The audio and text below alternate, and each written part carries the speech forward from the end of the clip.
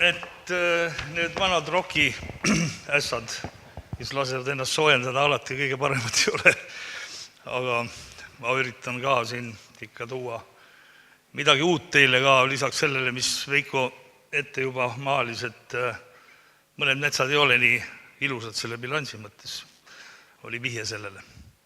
Tänan RMK-d selle projekti finantseerimise eest ja ka teisi finantsallikaid, nagu ikka, ei tohi sellest rääkida, sest et muidu peab täpselt arvutama, mitu mikrogrammi metaani me mõõtsime RMK rahade eest või mõnede teiste rahade eest.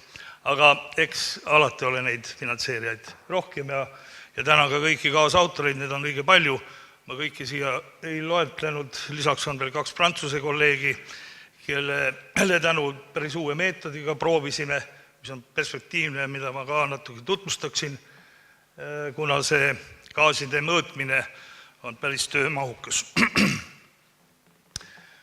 No kõigepealt siis kuivenduse mõjust soomuldadele, õige lühike ülevaade, mis on kirjandusest tehtud, see on tohutu mahukas, seda kõik rääkida ei jõua, aga mõned aspektid.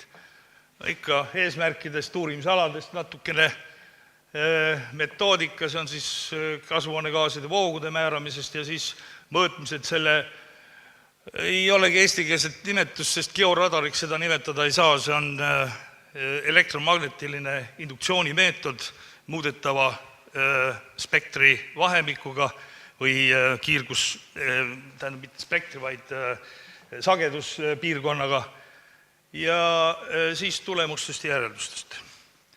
No need hirmutavad pildid on IPCC või valitsuste vahelise kliimamuutuste paneeli mitmetest aruandetest hästi tuntud. Pretsedenditu kõigi 3 kasvuhoonegaasi, CO2, metaani ja naerugaasi kontsentratsiooni suurenemine viimase 20 000 aasta jooksul.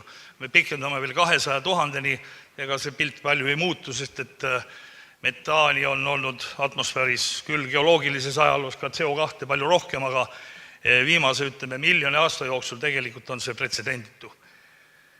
Ja kõik nad mõjuvad siis, aga ma rõhutaksin seal paremal all osas olevaid numbreid, mille alusel on rehkendatud see nii-öelda süsiniku ekvivalent, ehkki nad ei ole näiteks lämmastik või diilämmastikoksiid, naerugaas ei ole otse süsinik, aga ta mõjutab meie kliimat, seetõttu ongi toodud need numbrid, 34 korda on üks metaanimolekul kiirguslikult toimiv kui sama kogus CO2 ja kui te vaatate N2O-d, siis tema suurus on lausa 300 korda suurem, ehkki teda emiteerub vähem. Ja N2O osakaal järjest tegelikult suureneb. Ma ei taha siinkohal öelda, et kui me kõik fossiilsed CO2 vood ära likvideerime, siis oluliselt midagi ei juhtu. Maakasutusest ja sellest sidumise ja emissiooni vahekorrast sõltub järjekordselt väga palju. Soode kuivendamine, see on teada, Jüri Ott Salmi juba mõni aasta tagasi tehtud doktoritöös on see analüüs tehtud, meie enda uuringud soodes ka kinnitavad seda, et kui sa kuivendad, oluliselt suureneb mineralisatsiooni tõttu CO2 emissioon, üldiselt kahaneb metaani emissioon ja lausa metaani hakatakse siduma, lausa ka ümbritsevatelt aladelt saabuvat metaani kogust, ehkki metaani emissioon on väga keerukas, puud ise emiteerivad ka aeroobses keskkonnas, see on uus fenomen, nii et kõik need numbrid võivad ka saada natuke teistsuguse pildi, kui me võtame kõiki võimaluse appi. Ja ka puud ise seovad metaani, samuti on N2O-ga, me ei tea midagi, mis juhtub N2O-ga puuvõrastikus. Sest et puude kohal praktiliselt ei ole pidevaid mõõtmisi seni veel tehtud. Aga N2O käitub nagu CO2, arvestades tema kiirguslikku toimet on selle oht suur. Nüüd väga moodne on püstitada kõrged mastid metsa kohale ja mõõta siis CO2 voogusid üles-alla 3-mõõtmelise anemomeetriga, väga kiire ja sagedase mõõtmisega, 10 hertsi lausa. Ja selle alusel me saame siis nii-öelda selle poole palju atmosfääri ja metsa, võrade vahel see vahetus toimub. Soomlased, Annali ja Lohila näiteks, esiautorluses seal Biogeosciences artiklis on toonud välja, et Soome kõdusoo männikud seovad süsinikku. Aga see on tõesti ainult see net ecosystem exchange või see vahetus atmosfääri vahel. Kui me võtame appi biomeetrilised parameetrid, mis on meeletult töömahukam, kui selle rehkenduslik pool on suur, aga metoodiliselt ta võib-olla aega nii palju kuluta, siis me saame natuke teise pildi ja paljud diskussioonid soomlastega on ikka lõppenud sellele, et ära jama, et küll teie metsad ka ikka seovad. Rootslased Leif Clemensoniga eesotsast on natukene pessimistlikumad, nemad oma Lõuna-Rootsis turbale istutatud, kuivendatud lehtpuumetsades on saanud ikka ka selgelt emissiooni. Nii. Nüüd Veiko juba näitas seda pilti, kuivendus muidugi suurendab biomassi ja seda rinnasdiameetri juurdekasvu, aga näete, see mõju kahaneb ajapikku. Kuskil oli siin see vulkaan, ei ole vist. Siin. Et siit alates mõnekümne aasta pärast see mõju oluliselt kahaneb. Seda on näha. Nüüd meie selle töö, aga lisaks käesoleva ettekande üks täiendav lisaeesmärk on ka seal toodud, aga peamine on selgitada, kas siis see produktsiooni suurenemine tõesti kompenseerib emissiooni või mitte. Teisisõnu, kas need metsad on kliimat jahendavad või kliimat soojendavad. Ja ühtasi ka siis kasvuhoonegaaside pikaajaline bilanss, mis on Eestis suhteliselt vähe, esmakordselt võib-olla uuritud, maailmas ka väga palju teda uuritud ei ole, ehkki just ka arvestades seda biomeetriliste parameetrite aspekti. Ja siis elektromagnetindikatsiooni meetodil kasvuhoonegaaside võimalik mõõtmine umbes 100 korda kiiremas ulatuses, 100 korda suuremal alal, kui me praegu suudame teha. Kui see õnnestub, oleks see oluline läbimurre. 9 ala, 3 männikut, 3 kuusikut, 3 kaasikut, sellest Veiko juba rääkis, igast ühest nii-öelda põhiala, aga lisaks võib öelda, et ma ikkagi kasutasin peenjuurte niisugust proksi numbrit, arvestades jämejuurte biomassi, et seal väga suurt loksu ei ole, natukene on, aga ma räägin sellest lähemalt. Igal alal oli siis korduses 4 kambrit, see on nii-öelda suletud kambri meetodil, 5, 15, 40 ja 80 meetri kaugusel kuivenduskraavist.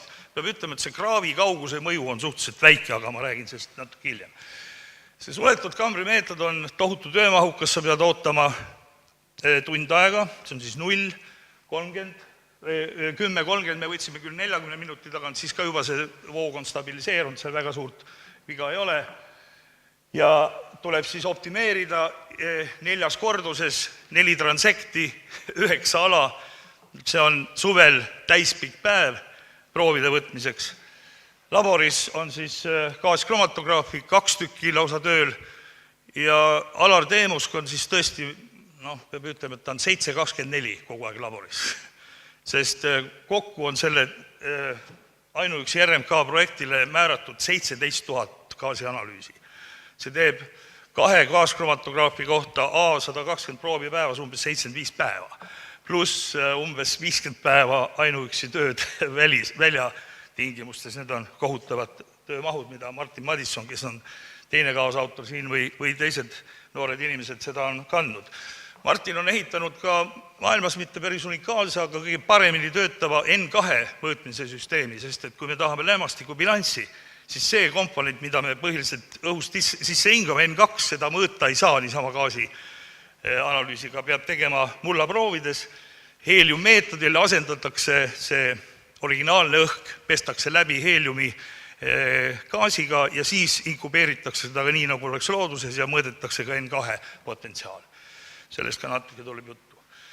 Nüüd see muudetava sageduspiirkonnaga elektromagnetilise induktsiooni või siis see FDMI meetod on suhteliselt palju tuntud geoloogias, see on maavarade avastamiseks, see ei ole mitte päris seesama georadar, mida meie soo-uurijad vahest on siin kasutanud või ka põlevkivi uuringutes kasutatud.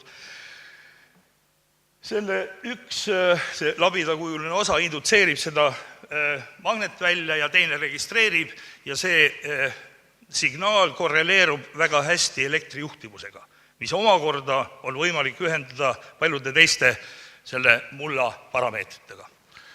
Ja esmakordselt me proovisime seda siis turbaalal ja seoses kasvuhoonegaasidega. No õige lühidalt, CO2 jälgib väga hästi temperatuuri režiimi, siin on all kuud novembrist 2013 kuni juulini 2016, selles mõttes me oleme Reikoga nõus, et meil ei ole andmed kuni veebruarini 2016 veel analüüsitud, projekt pole veel lõppenud. Aga ma arvan, et väga palju seal oluliselt muutusi ei tule, kui võtta keskmised. Ja üleval väikejoonis aitab nagu võrrelda neid kolme erinevat metsa.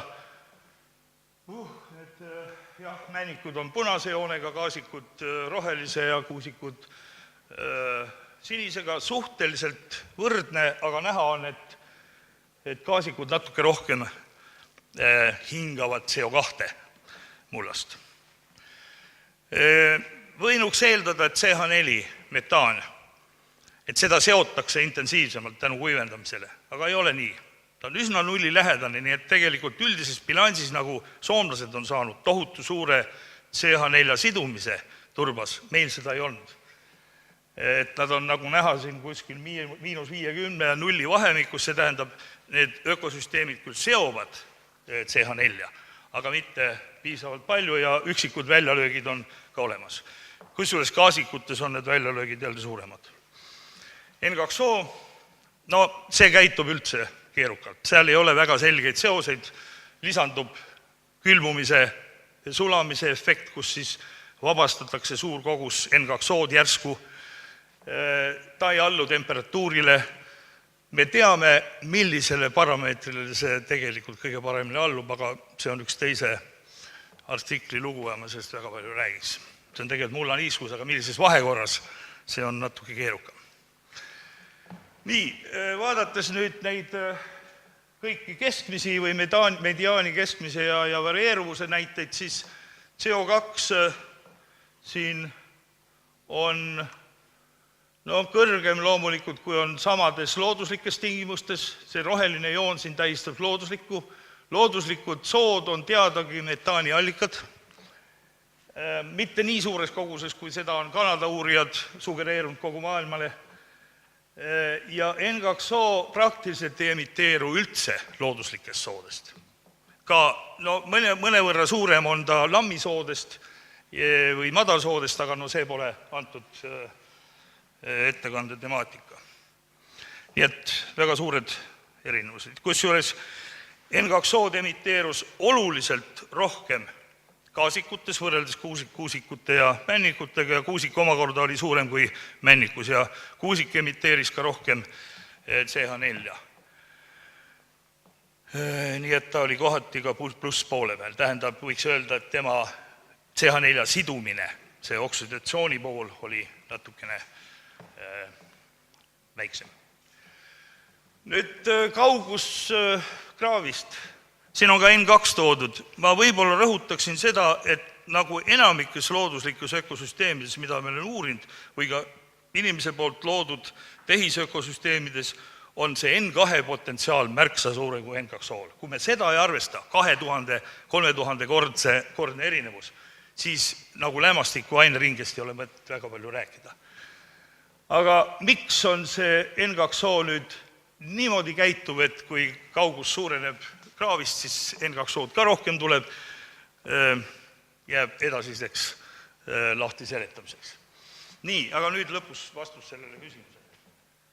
Lühidalt, männikud on õige metsatüüp kõdusoodes, igasuguse süsinikubilansi aspektist.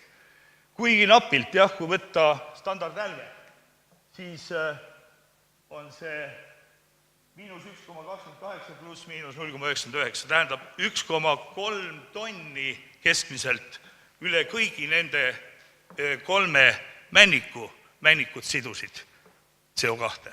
Seda võib tõesti rääkida rohkem sidumiseks, mitte ainult seda Net Ecosystem Exchange'i alusel arvutatud tavasidumise aspekti. Kuusikud, võiks öelda, on süsinikuneutraalsed. Loks on seal suurem, -0,30 pluss -0,94, seal võivad need peenjuurte aspektid ka tulla mängu. Ja nüüd gaasikud, jah, on kliimat soojendavad. Siin on üks huvitav aspekt, kes mäletab või loeb Science'it või Nature't, eelmise nädala Science'is oli väga huvitav artikkel belglastelt, kus nad näitavad, et Euroopa metsamajandus on süsinikubilansi osas valesti teinud midagi. Et mingit sidumist tegelikult pikaajaliselt ei ole olnud ja toovad ühe põhjusena lehtpuumetsade osakaalu suurenemise, millede albedo on suurem ja lehed peegeldavad tagasi päikese lühilainelist kiirgust ja seda võrra vähem jääb seda fotosünteetilist aktiivset kiirgust, pluss tuleb juurde see, et gaasikutes näete on väga suur osakaal N2O-l, tema koguselised väärtused võrreldes CO2-ga on kuskil 1000-kordselt erinevad, aga arvestades või mõnesajakordselt erinevad, aga arvestades tema kiirguslikku potentsiaali on see mõju suur. Need gaasikud, ja me ei tea ka väga täpselt, miks gaasikud seovad või emiteerivad nii palju N2O-d, võimalik, et see on see fakultatiivne lämmastiku sisumine Frankia poolt, kes initseerib või paneb lepikutes tööle selle mehhanismi, aga gaasikutes võib-olla töötavad nad samamoodi. Nii, kui on veel 5 minutit aega, siis sellest meetodist. Selle sama labidaga, mis kaalub umbes 15 kilo, jalutad mööda metsa, sul on ilusad sihid 5 meetri tagant, seda punktiirijoon näitab, ja mõõdad siis, mida siis sul see aparaat näitab, iga punkt tähistab ühte GPS-i koordinaati, mis on metsas natuke keeruka, aga sügisel andis ta päris hea signaali, kogu aeg oli 7 satelliiti ikka olemas, pluss iga koha kohta siis see elektrijuhtivuse pilt. Antud pilt on illustratiivne, sest nagu te teate, eriti kõdusoos, kuuse juurestik on nii tihe, et meil oli kambrite paigutamisega isegi raske. Et ta nagu suur matt, mis isoleerib seda pilti, nihutab selle signaali negatiivsesse. Aga teistesi on julmmännikus ja gaasikus saime päris ilusad pildid. Siin on 2 meetodit, kas krigginguga või klastri meetodiga. Krigginguga siis interpoleeritud naabripunktide alusel. Ja annab päris ilusa pildi. Kui nüüd neid korrelatsioone vaadata, siis gaasikutes oli erinevatel kuupäevadel selle elektromagnetilise induktsiooniga mõõdetud elektrijuhtivuse ja metaani emissiooni või ka CO2, õigemini metaani sidumise, CO2 emissiooni ja N2O voo, siis see on mõlemapoolne, korrelatsioon päris hea, N2O küll väiksem, umbes sama oli see männikutes, ma detailidesse ei lasku, aga nüüd oli huvitav aspekt, mille pärast me arvame, et see töötab just kõige paremini see meetod, kui meil on tegemist metaani sidumisega. Et ta on küllalt, võib-olla vähem huvitav aspekt kui see emissioon. Emissioonil tuleb tõenäoliselt seos veetasemega välja, aga siin on selge seos turbalagunemisastmega. Kas võtta von Posti astmestik või tuhasisaldus või mõned muud parameetrid, kõik nad korreleeruvad päris hästi. Nii et see meetod võiks olla nagu hea selles mõttes. Ja nüüd mõned pildid krigginguga tehtud pildist aprillist kuni novembrini 2015. Heledam tähendab suuremat emissiooni, väga selge korrelatsioon temperatuuriga. Me saame kriggingu pildi meeletult palju kiiremini, kui me üksikute kambrite alusel seda teeme. Nüüd CH4. Jällegi, mida heledam, seda rohkem potentsiaalselt, siis ta läheb nagu üle nulli selle skaala järgi, kui ta on tume, siis ta on rohkem siduv, jälle suhteliselt hästi temperatuuriga seostub. Aga ühtlasi on ta stabiilne kogu selle ala ulatuses, arvestades, et see turba lagunemisaste on stabiilne ühes kohas. Ja N2O, siin tulevad ka mingisugused välja seosed, et ta emiteerib rohkem, kui on see tume, ja gaasikutes oli siin see emissioon kohati päris suur üle kogu välja. Ja korrelatsioonid nende kambrite voogude ja Kriggingu diagrammide alusel olid ka päris head, aga väga hea oli ta siis CH4 puhul, nii et me võime rääkida, et tõesti metaani hindamiseks on see meetod suurepäraselt hea. Me peame muidugi proovima veel uutel aladel, seda näiteks turba tootmisaladel, aga kui see töötab, on see väike läbimurre sellise töömahuka ülesande kui kasvuhoonegaaside võimalikult täpne hindamine. Nii, need emissiooniväärtused, mis me saime nüüd, on CO2 puhul kuni 120 korda kõrgemad, kui on looduslikes tingimustes analoogilistes sooökosüsteemides. CH4 voog on 2–400 korda madalam, tõesti, ta on oodatumast võib-olla vähem madalam ja see mediaaniväärtus erinevuste vahel on isegi väiksem palju ja N2O voog on kuni 400 korda kõrgem.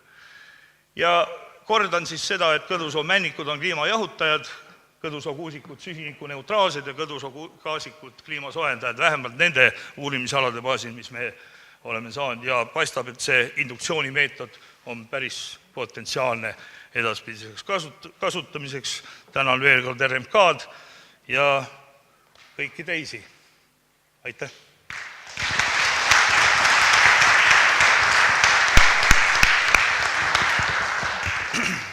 Nii, kas on küsimusi? Leho oli esimene seal. Nii.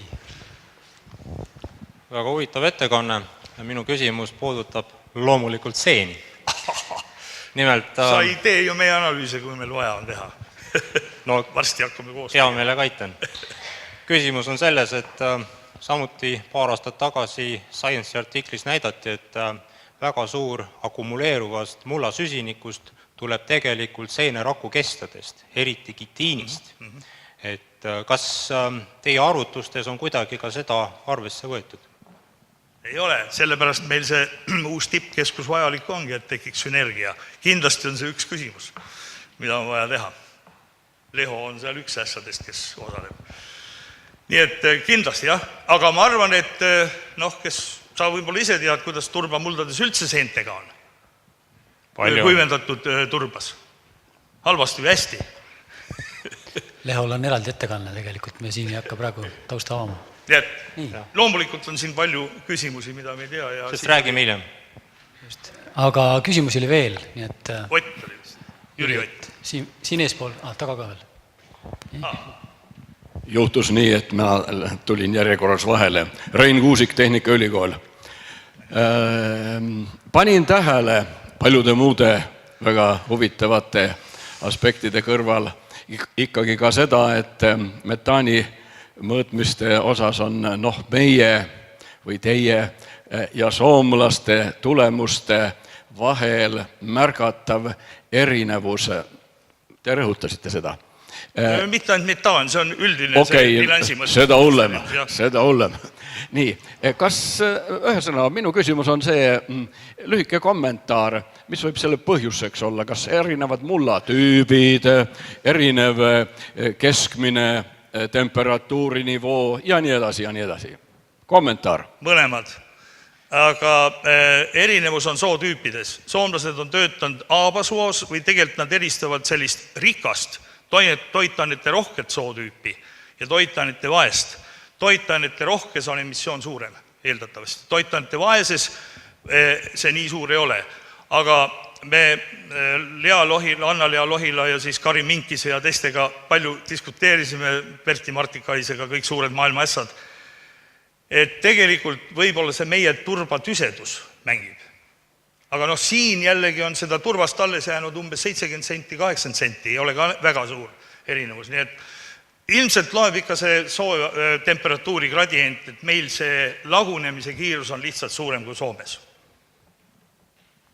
Aga soomlased opereerivad ikka selle NEE-ga, see kiire vahetus, aga mis toimub tegelikult süsinikuga seal mullas, me seda veel ei tea ka ikka. Kui kaua see püsib? Varise olemasolu on põhiline garantii, et ta jääb pidama seal. Ja viimane küsimus, Jüri Ott. Et lõppjäreldustest ma küsin, et kui nüüd need proovialad, et seal teha lageraie, et kas need jäävad süsiniku sidujaks või süsiniku neutraalseks või kliimat soojendavaks? Kindlasti tõuseb veetase, sest puud pumpavad rohkem vett ära. See suurendab mõnevõrra metaani emissiooni, kahandab oluliselt N2O-d tõenäoliselt ja kahandab ka CO2. Nii et tegelikult, kui see lageraie teha, ega siis bilansis väga palju ei muutu, ta ei muutu automaatselt süsiniku emiteerijaks. Sest juurde tuleb veel ka see noore metsa kiire pealekasv, mis seob süsinikku. Aga see on hüpotees, seda peaks tegema tegelikult. Suur tänu veel kord!